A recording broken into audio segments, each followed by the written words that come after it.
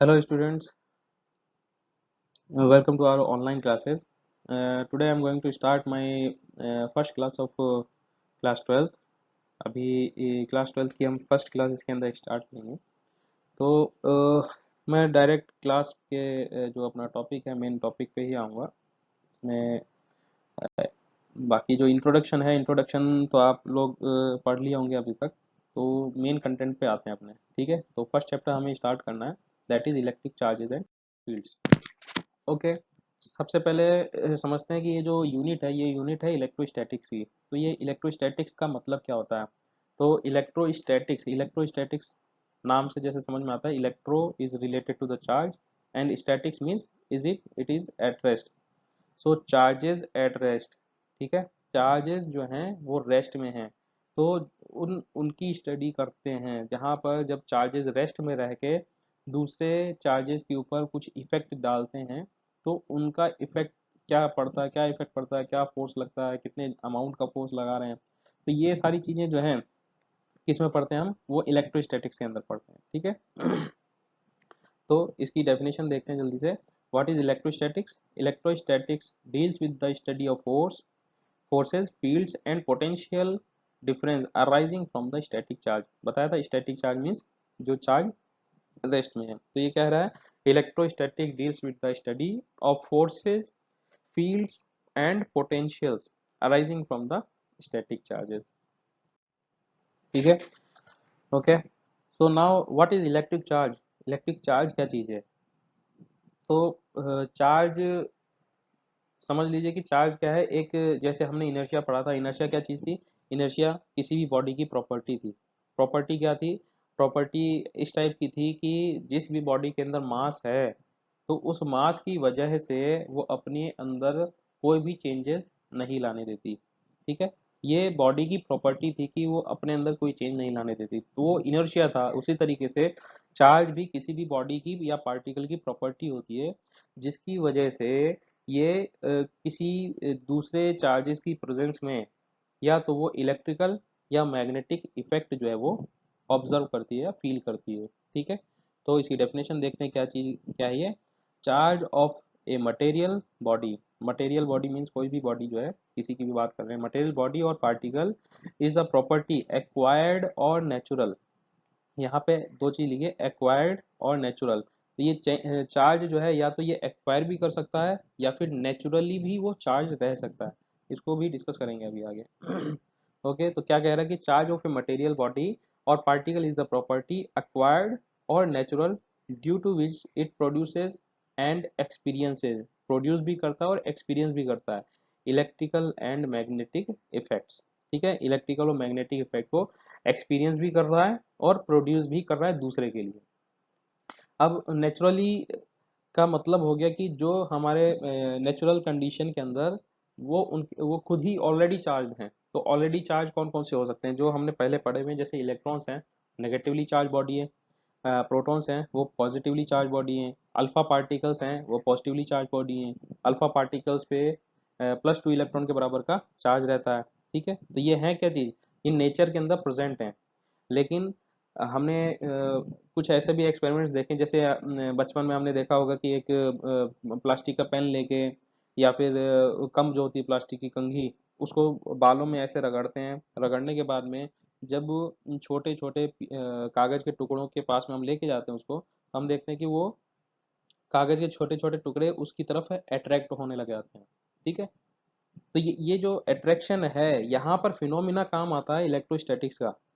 वहां पर हो क्या रहा है, जब हमने उसको बालों में अपने रगड़ा था, तो रगड़ने की वजह से, फ्रिक्शन की वजह से उस कम्ब के ऊपर में चार्ज आ गया। तो वहां पे चार्ज एक्वायर किया गया, वहां पे चार्ज ग्रहण किया गया कॉम्ब के द्वारा, कंघी ने चार्ज लिया, ठीक है। तो ये तो नेचुरल नहीं था, इसको नेचुरली तो वो न्यूट्रल कंडीशन में थी, लेकिन हमने जब उसको फ्रिक्शन दिया, फ्रिक्शन की वजह से उसके अंदर चार्ज पैदा हो गया। तो वो कहेंगे कि हम चार्ज इज एक्वायर्ड। और ये जो इलेक्ट्रॉन प्रोटॉन्स वगैरह हैं, ये सब क्या है, ये नेचुरली हैं। ओके, तो नेचर के अंदर दो ही टाइप के चार्जेस प्रेजेंट हैं, पॉजिटिवली चार्ज और नेगेटिवली चार्ज बॉडीज। तो what is positive charge and what is negative charge? अगर किसी न्यूट्रल बॉडी के अंदर अगर किसी न्यूट्रल बॉडी के अंदर इलेक्ट्रॉन्स की डेफिशिएंसी हो जाए, यानी इलेक्ट्रॉन्स कम हो जाएं। चलिए इसका एक एग्जांपल लेके देखते हैं। सपोज करो कि मैंने कोई बना दिया, एटम बना दिया, ठीक है। अब इस एटम के अंदर जितने, मान लो कि अगर एन इलेक्ट्रॉन्स हैं, मैंने यहाँ पे लिख दिया एन इलेक्ट्रॉन्स, तो इसके न्यूक्लियस में कितने होंगे, प्रोटॉन्स कितने होंगे, एन ही प्रोटॉन्स होंगे। मतलब जितना नेगेटिव चार्ज बाहर है उतना ही पॉजिटिव चार्ज इसके न्यूक्लियस में भी होगा। ये न्यूट्रल कंडीशन के लिए बात कर रहा हूँ, न्यूट्रल एटम के लिए, है ना, न्यूट्रल। क्लियर है। तो हमने क्या कहा कि जैसे यहाँ पर अगर मैं मानता हूँ कि यहाँ पे मान लो 2 इलेक्ट्रॉन थे, तो प्रोटॉन भी इसके न्यूक्लियस में 2 ही प्रोटॉन होंगे। तो ओवरऑल ये क्या कर दे रहा है, 2 प्रोटॉन प्लस में पॉजिटिव में और 2 इलेक्ट्रॉन इलेक्ट्रॉन नेगेटिव में, तो दोनों मिलके 0 हो जा रहे हैं। अब मैं कह रहा हूँ कि यहाँ से हमने क्या किया, इलेक्ट्रॉन्स जो थे, अब एन इलेक्ट्रॉन्स नहीं, वहां से एक इलेक्ट्रॉन निकाल दिया। 2 इलेक्ट्रॉन थे ना पहले, अब वहां से एक इलेक्ट्रॉन निकाल दिया, तो यहाँ पे बचा सिर्फ एक इलेक्ट्रॉन, और यहाँ से हमने एक इलेक्ट्रॉन बाहर निकाल लिया, ठीक है। तो अब टोटल क्या हुआ, टोटल यहाँ पे पॉजिटिव चार्ज तो दो प्रोटॉन थे, 2 प्रोटॉन तो न्यूक्लियस के अंदर, न्यूक्लियस को तो ब्रेक नहीं किया था हमने, तो प्रोटॉन तो अभी भी 2 हैं, लेकिन इलेक्ट्रॉन कितने हो गए, इलेक्ट्रॉन हो गए अब एक। तो अब नेट चार्ज कितना हो गया, 2 प्लस का चार्ज, सॉरी, अब यहाँ पर नेट चार्ज कितना हो गया, 2 प्लस इलेक्ट्रॉन का और एक माइनस इलेक्ट्रॉन के बराबर का। तो इसका मतलब हो गया प्लस का एक इलेक्ट्रॉन के बराबर का जो चार्ज है वो अभी भी बॉडी के ऊपर प्रेजेंट है। तो इस तरीके से अब एक इलेक्ट्रॉन निकालने से ये ओवरऑल जो एटम पहले जो न्यूट्रल कंडीशन में था अब हो गया पॉजिटिवली चार्ज, ठीक है। तो वही चीज यहाँ पर कह रहा है, पॉजिटिव चार्ज क्या कह रहा है, डेफिशिएंसी ऑफ इलेक्ट्रॉन्स, एक इलेक्ट्रॉन कम हो गया, यानी कि एक इलेक्ट्रॉन की कमी हो गई, डेफिशिएंसी हो गई। वही कहता है कि जब पॉजिटिवली चार्ज बनाना हो हमें किसी ऑब्जेक्ट को, तो हम वहाँ पे डेफिशिएंसी पैदा कर देंगे। और अगर इसी का उल्टा हम कर देते, तो उल्टा क्या करना था कि यहाँ पे ऑलरेडी पहले से ही, इसको हटाइए, ये हटा दिया। अब क्या करना है हमें, यहाँ पे पहले कितने थे, 2 इलेक्ट्रॉन थे और 2 ही प्रोटॉन थे। अब जो हमने पहले कंडीशन में इलेक्ट्रॉन को बाहर निकाला था, अब ये कह रहा बाहर मत निकालो, एक इलेक्ट्रॉन लाके और अंदर डाल दो, ठीक है। तो जब एक इलेक्ट्रॉन और आ गया, तो आने के बाद में क्या होगा, अब 2 इलेक्ट्रॉन की जगह हो गए 3 इलेक्ट्रॉन, 2 की जगह कितने हो गए, 3 इलेक्ट्रॉन। तो अब इस न्यूट्रल एटम पे कितना चार्ज बन गया, 3 इलेक्ट्रॉन नेगेटिव में, माइनस चार्ज है, और 2 इलेक्ट्रॉन के बराबर का चार्ज पॉजिटिव में, तो बचा क्या, -1 इलेक्ट्रॉन। तो इस तरीके से अब बॉडी कैसी हो गई, अब ये जो बॉडी पहले पॉजिटिव थी अब हो गई नेगेटिव। आ गई बात समझ में। इलेक्ट्रॉन अगर एक्सेस में होगा, न्यूट्रल कंडीशन से एक्सेस में होगा, बॉडी नेगेटिवली चार्ज हो जाएगी। और अगर न्यूट्रल कंडीशन से इलेक्ट्रॉन को बाहर निकाला जा रहा है, तो बॉडी को हम कहेंगे कि ये पॉजिटिवली चार्ज हो गई है। क्लियर है। ओके, नेक्स्ट आते हैं हम charges of units of charge. Unit क्या है चार्ज की, चार्ज की यूनिट एसआई यूनिट होती है कूलम। ओके। तो ओके, तो अब ये क्या कह रहा है कि what is the SI unit of charge. Charge की जो एसआई यूनिट है वो होती है कूलम, ठीक है। इसको हम रिप्रेजेंट करते हैं कैपिटल सी से। लेकिन जो कूलम्ब है ये एक बड़ी यूनिट है।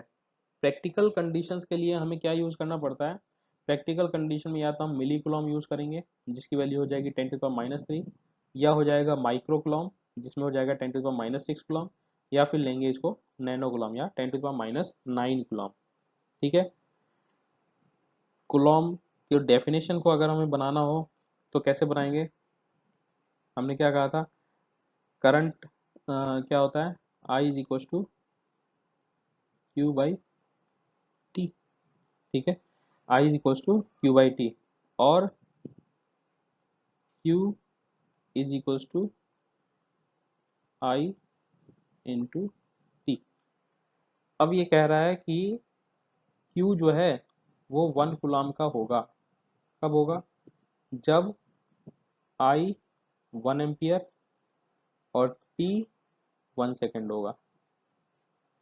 इसका मतलब क्या हो गया? ये कहता है कि अगर किसी कंडक्टर से 1 एम्पियर का करंट 1 सेकेंड के लिए अगर फ्लो कर गया, तो इसका मतलब वहां पे 1 कूलम के बराबर का चार्ज जो है वो फ्लो किया। आगे बात समझ में? 1 कूलम चार्ज क्या है? ये कहता है कि अगर 1 एम्पियर करंट को किसी कंडक्टर से 1 सेकेंड में हमने फ्लो करवा दिया, इसका मतलब हो गया कि 1 कूलम ऑफ चार्जेस जो हैं वो फ्लो कर गए। क्लियर है? तो यहाँ तक हमने समझ लिया कि यूनिट क्या है, चार्ज की यूनिट क्या चीज़ है, और जनरल कंडीशन, प्रैक्टिकल कंडीशन में हम कौन कौन से चार्जेस जो हैं वो सॉरी कौन कौन सी यूनिट जो है उनको यूज़ करते हैं। तो ये तो खैर एसआई यूनिट से डिराइव करी हुई हैं। सीजीएस कंडीशन में क्या हो जाएगा? सीजीएस यूनिट क्या होती हैं? सीजीएस होती हैं ईएसयू या इलेक्ट्रोस्टैटिक यूनिट। 1 कूलम में 3 × 10⁹ इलेक्ट्रोस्टैटिक यूनिट जो होती है, इतने अमाउंट के बराबर का चार्ज होता है। यहाँ से इसकी डायमेंशनल फार्मूला देखना हो तो ये आएगा I1 T1 या T1 I1। यहीं से देख लीजिए Q, यहाँ पे I जो था, I के लिए यूज़ करते हैं एम्पियर ए। इसका अगर डायमेंशनल फार्मूला मुझे निकालना होगा तो कैसे निकालूंगा? Q को, Q का डायमेंशनल फार्मूला I के लिए तो हम यूज़ करते थे ए एम्पियर। यहाँ पे I की पावर 1 है तो A की पावर भी 1 हो जाएगी, और T के लिए यूज़ करते हैं, समय के लिए कैपिटल T यूज़ करते थे, तो T⁻1 हो जाएगी। तो ये हो गई A1 T1 या T1। यहाँ पे I जो है वो A एम्पियर के लिए ही यूज़ हो रहा है, तो या तो A यूज़ करें या फिर I यूज़ करें, दोनों सही है। ठीक है। तो I1 T1 जो है ये इसकी डायमेंशन हो गई। नेक्स्ट आता है प्रॉपर्टीज ऑफ चार्ज। चार्जेस की प्रॉपर्टीज कौन कौन सी हैं? सबसे पहली चीज, चार्ज जो है वो स्केलर क्वांटिटी है। स्केलर क्वांटिटी का मतलब क्या हो गया? चार्ज की कोई पर्टिकुलर डायरेक्शन नहीं है, मतलब प्री डिफाइंड है ये कि हमेशा चार्ज पॉजिटिव से नेगेटिव जाता है, वो एक प्री डिफाइंड है। लेकिन ये बेसिकली क्या करता है कि जब हम इसको ऐड करते हैं तो ऐड करने के लिए हमें कोई वेक्टर अलजेब्रा की ज़रूरत नहीं पड़ती। हमें नॉर्मल जो अलजेब्रा है उसी नॉर्मल अलजेब्रा से ही हमारा काम हो जाता है। नॉर्मल अलजेब्रिक कंडीशन में ही हम सारे इसके जो मैथमेटिकल रिप्रेजेंटेशन है वो कर सकते हैं। तो जो नॉर्मल कंडीशन में जो नॉर्मल अलजेब्रा से काम होते हैं तो वो सारे के सारे आते हैं स्केलर क्वांटिटीज़ के अंदर। और जो वेक्टर अलजेब्रा जिसके अंदर ज़रूरी पड़ जाती है, वहाँ पे वो कंडीशन होती है वेक्टर क्वांटिटीज़ की। तो पहली चीज़ क्या हो गई कि charge is a scalar quantity. Second आता है चार्ज इज ट्रांसफरेबल। मतलब चार्ज जो है, पहले भी बताया, एक्वायर्ड होता है और नेचुरल होता है। तो नेचुरल है, अच्छी बात है, लेकिन अगर किसी बॉडी को हमें चार्ज बनाना है तो हम बना भी सकते हैं। कैसे? ट्रांसफर करके। सेम कंडीशन बताई हमने पहले, जैसे मान लीजिए कि अगर किसी ऑब्जेक्ट को हम फ्रिक्शन से रगड़ रहे हैं, रगड़ दिया, फ्रिक्शन से वहाँ पे चार्ज पैदा हो जा रहा है। वैसे बेसिकली चार्जिंग के 3 मेथड्स हैं जो कि हमें यहाँ पे पढ़ने हैं। कि चार्जिंग का पहला मेथड तो हमने समझ लिया, फ्रिक्शन का। दूसरा मेथड होता है चार्जिंग बाय कंडक्शन, और तीसरा मेथड होता है चार्जिंग बाय इंडक्शन। तो इनको भी हम आगे पढ़ेंगे। अभी फिलहाल इसको सेकंड पॉइंट को देखते हैं। Charging a body implies transfer of charge from one body to another. Positively charged body means loss of electron and that is deficiency, and negatively charged means excess of electrons, जो कि अभी हमने पढ़ा था। तो इसका मतलब क्या हो गया कि जो मास होगा, जब सीधी सीधी बात है, जब इलेक्ट्रॉन निकल रहा है, इलेक्ट्रॉन निकल रहा है पॉजिटिवली चार्ज बॉडी में से, तो एक तरीके से इलेक्ट्रॉन का मास खत्म हो गया ना। और नेगेटिवली चार्ज बॉडी के अंदर इलेक्ट्रॉन्स आ रहे हैं, एक्सेस हो रहे हैं, तो इसका मतलब हो गया कि वहां पर एक्सेस इलेक्ट्रॉन्स का मास गेन हो गया। तो ये क्या कहता है कि mass of negatively charge body is greater than the positively charge body. Third condition कहता है charge is conserved. Charge conserve रहेगा सिर्फ और सिर्फ आइसोलेटेड सिस्टम के अंदर। अगर हम कोई आइसोलेटेड सिस्टम ले रहे हैं तो वहां पे टोटल जो पॉजिटिव चार्ज हैं और नेगेटिव चार्ज हैं, अगर दोनों इक्वल हैं, तो वो पूरा का पूरा चार्ज जो है कंजर्व रहे, सिस्टम जो है पूरा कंजर्व रहेगा। नेक्स्ट आता है चार्ज इज क्वांटाइज्ड।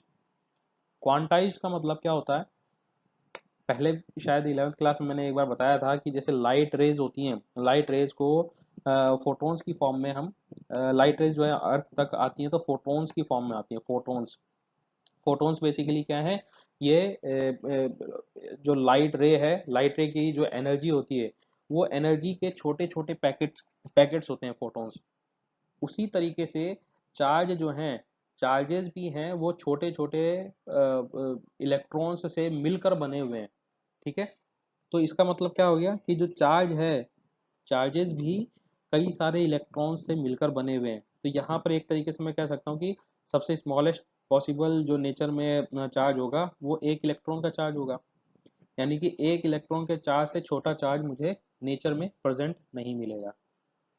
अगर मुझे चार्ज चाहिए तो मैं इलेक्ट्रॉन के चार्जेस को ही मल्टीपल करूंगा।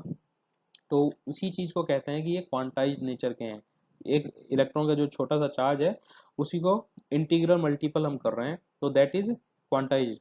ठीक है, जैसे समझ लीजिए इसको कि जब हम घर बनाते हैं तो घर बनाने के अंदर, घर बनाने बनाने में दीवार वगैरह जब उठा रहे हैं तो इसको समझ लीजिए कि दीवार की चुनाई करते करते हमें एक ईंट जो होती है, ईंट ईंट जोड़ के ही हम सारे पूरी दीवार बनाते हैं, है ना। अब इसकी स्मॉलेस्ट पॉसिबल यूनिट हम कहें कि क्या है, तो हम कहेंगे कि वो एक ईंट का जो साइज है वो स्मॉलेस्ट पॉसिबल यूनिट है।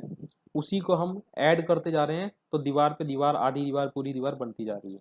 आगे बात समझ में। इसी तरीके से चार्ज है, वो एक ईंट से रिलेट करके देखो, एक ईंट थी वो सबसे पॉसिबल छोटी स्मॉलेस्ट पॉसिबल यूनिट थी। यहाँ पर इलेक्ट्रॉन का चार्ज है वो स्मॉलेस्ट पॉसिबल यूनिट है। किसी बॉडी पे चार्ज बढ़ाना है तो हम नंबर ऑफ इलेक्ट्रॉन्स को ही ऐड करेंगे। तो यहाँ पर ये क्या कह रहा है कि किसी भी बॉडी का जो चार्ज होगा वो उसको हम एन ई की फॉर्म में लिख सकते हैं, plus minus n e, positive हो चाहे नेगेटिव हो दोनों। लेकिन एन ई, यहाँ पर एन की जो वैल्यू है वो 1 2 3 4 मतलब इंटीग्रल मल्टीपल है। 1.1 नहीं है, 1.2 नहीं है, 1.5 नहीं है। ठीक है ना, 1 2 3 4 5 100। चलिए ये तो हो गया क्वांटाइजेशन ऑफ चार्ज। लेकिन आजकल क्या है कि आज के ज़माने में अभी लेटेस्ट जो खोज हो रही है उनके अंदर क्या है कि 1/3 इलेक्ट्रॉन के बराबर का चार्ज भी मिला है, 2/3 इलेक्ट्रॉन के बराबर का भी चार्ज मिला है। यानी कि इलेक्ट्रॉन का चार्ज कितना होता है, 1.6 इंटू 10⁻⁹ कूलम होता है ना, तो उसका 1/3 या 2/3 चार्ज भी मिला है। तो इनको हम कहते हैं क्वार्क्स, QUARKS। ये देखिए नोट में लिखा हुआ है ये चीज़।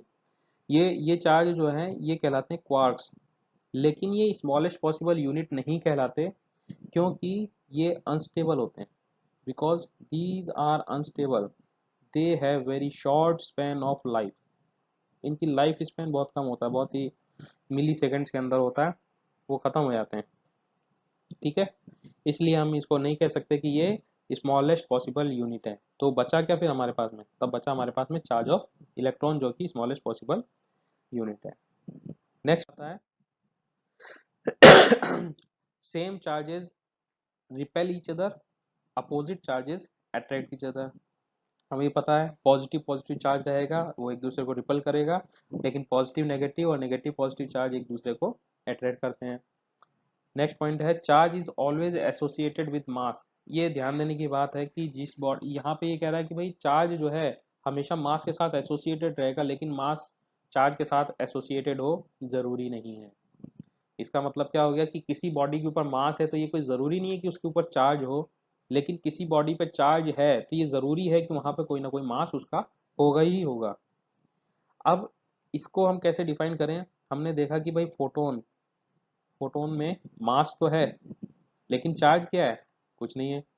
बीटा डीके के दौरान हमने देखा था कि एक इलेक्ट्रॉन रिलीज होता है और एक न्यूट्रिनो रिलीज होता है। ये न्यूट्रिनो क्या चीज़ है, ये न्यूट्रिनो न्यूट्रल पार्टिकल है, ये इलेक्ट्रिकली न्यूट्रल होता है। तो इसका मतलब इनके ऊपर भी मास है थोड़ा बहुत, मतलब इनके ऊपर विच है नो रेस्ट मास, इनका कोई पर्टिकुलर रेस्ट मास नहीं है, लेकिन तब भी इनके ऊपर चार्ज। तो इनके फोटोन और न्यूट्रिनो का कोई मतलब मास तो है नहीं इनका, ना फोटोन का कितना मास होता है, कोई नहीं जानता। और न्यूट्रिनो का मास भी हम कहते हैं कि नेग्लिजिबल होता है, इसलिए नेग्लिजिबल का मतलब उसको हम लगभग जीरो मान सकते हैं। तो जब ऐसा है तो इस केस में हम क्या कहेंगे, इनके ऊपर कोई मास कभी कोई चार्ज कभी हो ही नहीं सकता। तो इसलिए हम कहते हैं कि which have no rest mass can never have a charge. इनके ऊपर मास नहीं है, कोई चार्ज नहीं होगा। क्लियर है। नेक्स्ट पॉइंट आता है, ए charge at rest produces on, हाँ ये ध्यान देने की बात है कि अगर चार्ज रेस्ट में है तो अपने चारों ओर सिर्फ इलेक्ट्रिक फील्ड प्रोड्यूस करेगा, लेकिन चार्ज अगर यूनिफॉर्म मोशन में है तो इलेक्ट्रिक के साथ साथ मैग्नेटिक फील्ड जनरेट करता है। लेकिन थर्ड कंडीशन भी है कि अगर चार्ज जो है वो एक्सेलरेटेड मोशन में है, उसके ऊपर कोई ना कोई फोर्स लग रहा है, तो उस केस में ये इलेक्ट्रोमैग्नेटिक रेडिएशन निकालता है, इलेक्ट्रोमैग्नेटिक रेडिएशंस पैदा करता है। तो आज के लिए हमने प्रॉपर्टीज ऑफ चार्ज पढ़ ली हैं। ये प्रॉपर्टीज ऑफ चार्ज तक आप नोट करेंगे, और प्रॉपर्टीज ऑफ चार्ज हैं क्या क्या चीज़, इन सबको आप याद करेंगे। नेक्स्ट क्लास में इसके आगे का करेंगे, मेथड्स ऑफ चार्जिंग को, इसको आगे समझेंगे।